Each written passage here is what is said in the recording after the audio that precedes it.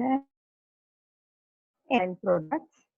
This is what we are going to study today.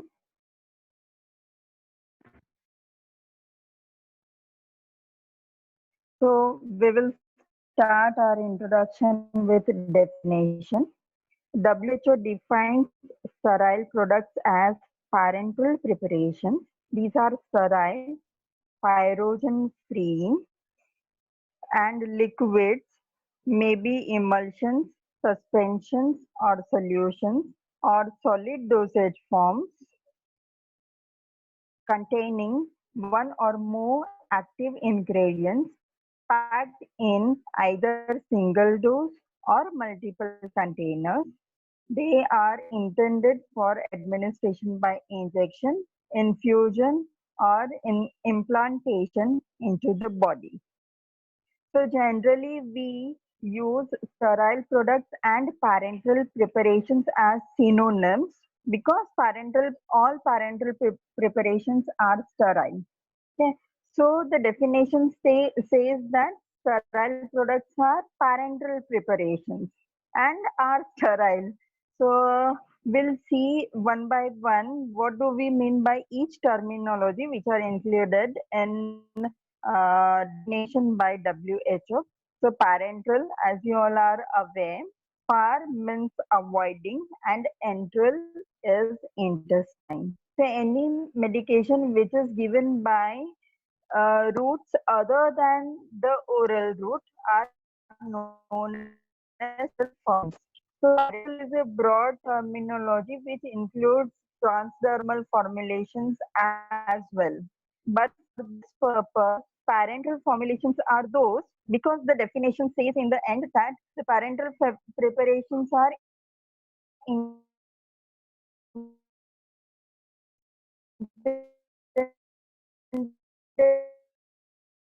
for administration in body. So first there are those formulations which are given by say injections or the formulations which are put into the body. Okay. Next is these formulations are sterile. What do we mean by sterile formulations? The formulations where all the microorganisms and their spores are destructed and removed from the formulation. So there is no viable microorganism present in the formulation. Such formulations are known as sterile formulations. Next terminology is pyrogens. Pyrogens are those substances which can cause rise in body temperature. Pyresia is fever and gen is the ability to cause substance which has ability to cause rise in body temperature. Such ingredients are called as pyrogens. Now in formulations, generally pyrogens are the endotoxins which are excreted by the gram-negative bacteria. Okay, so these are generally lipopolysaccharides which cause rise in body temperature. So even if we remove all microbial cells and their spores, but the endotoxins are present in the formulation can cause adverse reaction after administration into the body.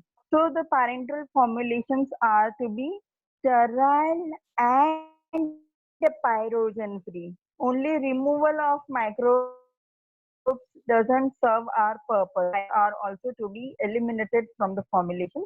We'll have different discussion what are pyrogens, the types of pyrogens, their chemical nature, their ability to cause fever, how to eliminate pyrogens from the formulation. There is a different topic in the introduction of a sterile product that we'll see later. So these are the substances which are eliminated by the excreted by the microorganisms and cause fever. So these substances are also to be removed from the formulations. Next is injection. An injection is a preparation intended for parenteral administration or for constituting or diluting a parenteral article prior to administration. So an injection can be a final product which can be directly stuck into the sterile syringe and put it into the body, or it can be a material for reconstitution like freeze-dried products which are to be first sterile syringe and can be injected into the body. An IV infusion is a controlled administration of medication into your bloodstream over the time. So many a times we hospital or in movies that एक bottle लटक रहा है और उसमें से you have constant flow of medication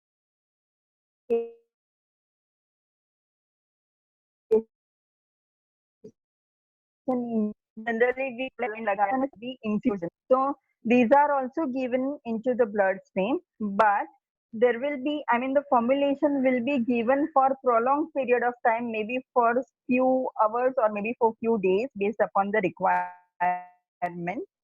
So such formulations are known as infusion, whereas injections are shots. They are given at a, I mean, small volume, maybe 2 or 3 ml or maximum 5 ml is given as a shot into the IV stream. So these are also known as bolus formulations, whereas infusions are continuous administration of medication into the bloodstream. And implantation is the insertion in the body for continuous release of drug over extended period of time. So implants are those drug delivery systems which are inserted into the body by a minor surgery. So a minor cut is done on the skin, and then it can be inserted into the skin layers, or maybe in eyes, or we have teeth implants, or these are stents which are inserted into the arteries. So a minor surgery is done and the implants are put into the body, and these implants release the drug for longer period of time. So such formulations are considered as parenteral formulations, and these are sterile in nature.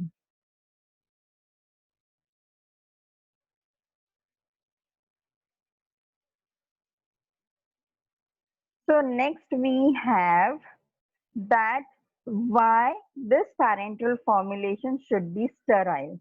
The sterile products or parenteral products rather must be exceptionally pure and free from physical, chemical and biological contaminants like microorganisms, endotoxins and particles.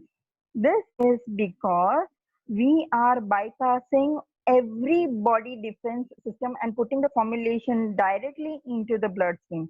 Of course, we have immunity in the, I mean, white blood cells in the body, but they start reacting and the reaction may be exaggerated and it may lead to hypersensitivity or anaphylactic shocks.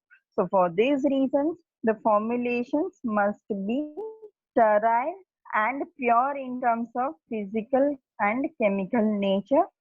This is because if we take formulation, say by oral route, which is the most common and most preferred route of administration, then we have mucus secretion in esophagus that cause sticking of certain material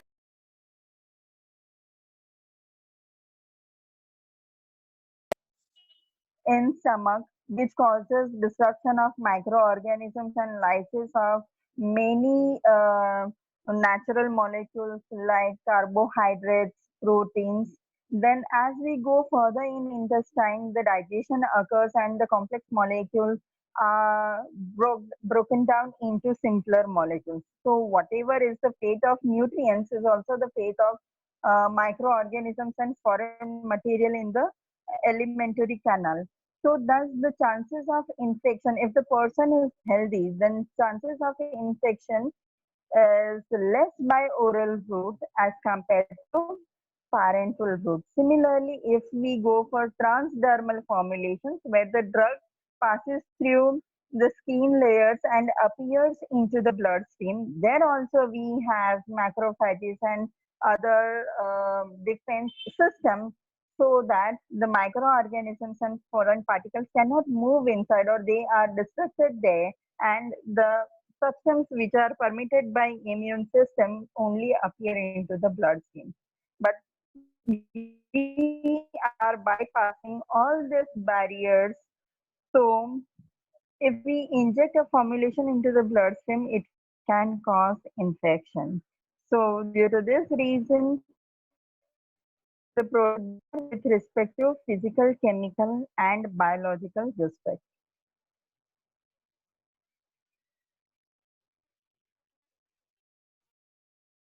Okay, see, this is you all know, but we'll just revise that if we administer drug by various routes, then what happens? How it appears into the systemic circulation.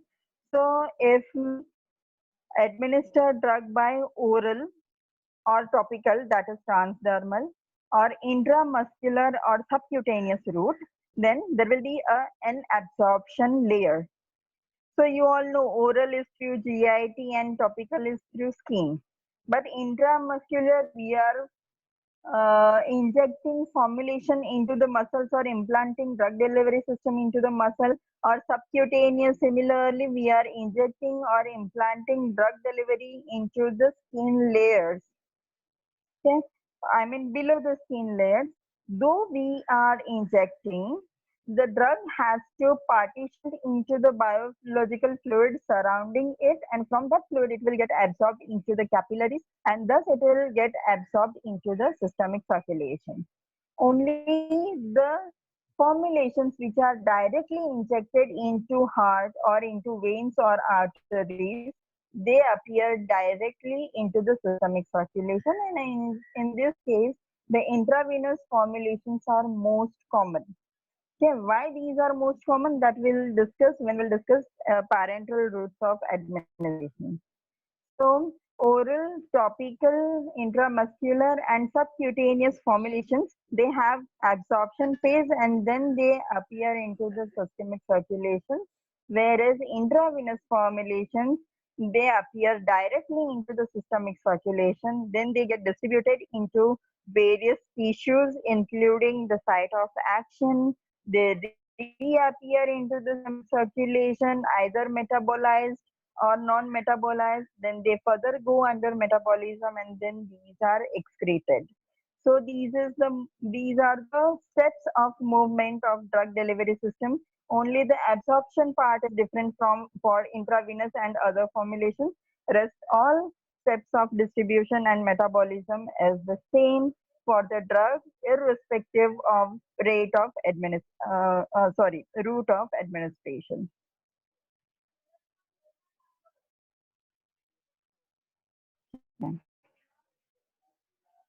Next, we'll see why parent formulations or objectives behind formulation of parental formulations. Okay. So first, as we discussed in the earlier slide, the benefit of parental formulation is rapid action. Okay, a drug starts showing therapeutic efficacy when the drug has minimum therapeutic concentration into the plasma level. So it takes time while absorption is taking place. But in parenteral formulation, we have sufficient dose directly into the bloodstream. So therapeutic action starts as soon as the drug gets distributed towards the site of action. So absorption phase is eliminated, and hence we have rapid action for the parenteral formulations. The parenteral formulations where oral route cannot be used.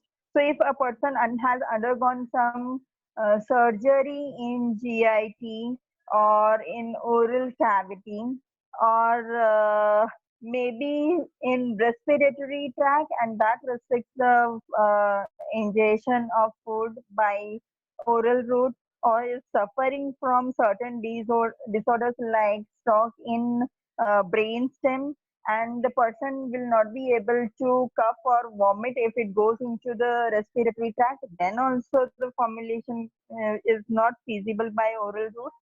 Or the person is and has severe vomiting symptoms, then also what is ingested will be removed out and the formulation will not reach the systemic circulation. If oral route cannot be used, then injectable route is the next option. If the formulation is not effective by oral route and injections are the only options, like many proteins and biological formulations are such that they undergo degradation by oral route, or some drugs have very high first pass metabolism, and these formulations will never reach to minimum effective concentration by oral route of administration, then the next option is injectable route administration. Now, generally, biotechnologically formulations are not given by oral route. This is because they are uh, generally proteins and amino acids, and they will undergo degradation in intestine. So, for this reason, also these are large molecules, don't get absorbed unless and until they undergo degradation. And once these are degraded, what you can say, the therapeutic efficacy of this biotechnological drugs is lost. So such formulations are given by injectable route. Emergency condition where the oral route is not feasible or transdermal is not feasible because it will have some lag time due to absorption and to reach the minimum effective concentration in plasma. So if a person is suffering from, say, heart failure or cardiac arrest, then the formulation adrenaline is directly given into the myocardium, that is into heart. So in such cases, the formulations, I mean, we cannot wait for the lag time of the absorption, and the formulations are directly given into the parenteral routes. If patient does not cooperate, the patient denies to take formulations, or he throws away something, or the patient is psychologically impaired and he do not he or she do not cooperate, then the next option is parenteral route of administration. Yes, preclinical and clinical studies. So you have some idea of how preclinical and clinical studies are done, and also you are aware of pre-formulation studies and pharmacokinetics and pharmacodynamics. We have kinetic, dynamics, and preclinical and clinical studies. We always formulate an injectable solution of the new drug or the combination of drugs which are in trials. So for this studies also, there in pre formulation stage, we try to make an aqueous injection of the drug under study. So this is a requirement why we go for parenteral formulations. And diagnostic anesthetic agents and vaccinations are generally given by parenteral routes of administration. So these are the objectives why we study parenteral formulations, and we have a separate subject as parenteral formulations in our syllabus.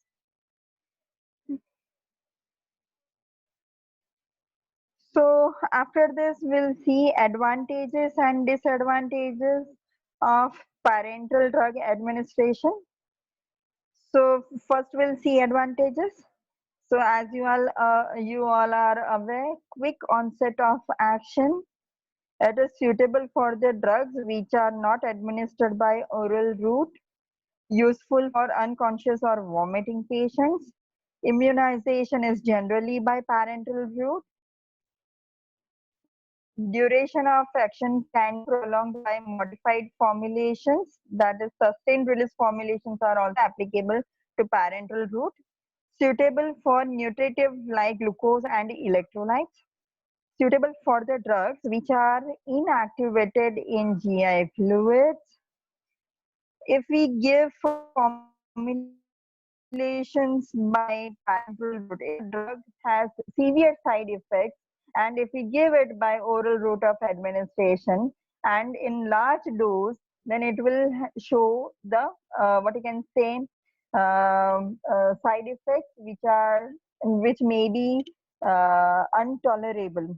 So we can administer smaller dose by intravenous infusion or intravenous bolus injections, so we can control over the side effect, or else the drug is very expensive and oral route of patient demands dose, and this adds to the cost of the formulation. Then rather we can have parenteral formulation, though the parenteral facilities will add into the cost of the formulation as well. But we can have, I mean, it can reduce dose and can have parenteral formulation of a drug which cannot be given by oral route. Okay, and in some cases, self-medication by parenteral route is also possible. So we have well-established insulin injections. So the person who is suffering from diabetes will take shots for the insulins in subcutaneous layers by him or herself. So after proper training in certain chronic diseases, self-medication is also possible in parenteral route, but this is very restricted, but this can be developed further. The disadvantages are injections may cause pain at the site of injection because the needle reaches the subcutaneous layer and there we have sensory neurons, so it causes pain. Then only trained person is required to take or give an injection. So training is absolutely necessary. This is because how to inject. First of all, we need to sterilize the site of injection uh, by applying alcohol, or injection must be in the proper layers, otherwise it can cause severe reactions at the site of injection. So this requires proper training. Then it requires strict control of sterility and non-pyrogenicity than the other formulations. If given by wrong route, it is difficult to control adverse effects, difficult to save patient if overdose occurs. This is because the drug will be immediately into bloodstream and will be distributed all over the body. Once injected cannot be controlled. The same reason it is distributed into all tissues. Sensitivity or allergic reactions at the site of injection can occur. These formulations are expensive. This is because of the extraordinary cleanliness and the proper training is required during the formulations of these injectables. And patients will obviously have phobia of injections, so this reduces compliance to the formulation.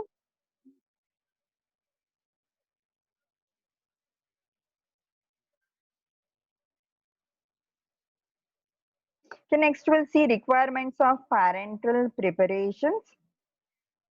So all these parenteral preparations must be sterile, free from pyrogenic contamination, free from visible particulate matter. This is because if the particles are greater than 10 micrometer size, then they can block certain capillaries which are very tiny, and also can what you can say also activate, but the particles are small, they escape immune system.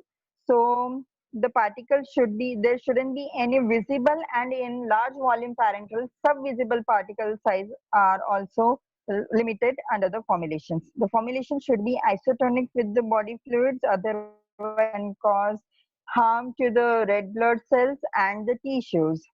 Yeah, all formulations must be stable. This is the requirement of all pharma formulations. Product must be compatible. This is again the requirement of all pharma productions. APIs and other pharma ingredients used must meet spatial purity and other standards for the parental formulations, and they should have high quality packaging material as well. Okay. So the requirements imposed for the parental formulations puts high responsibility of production, packaging and administration of parental products for the pharmacist and for the other healthcare providers, and this is the reason why we are studying this subject in very detail.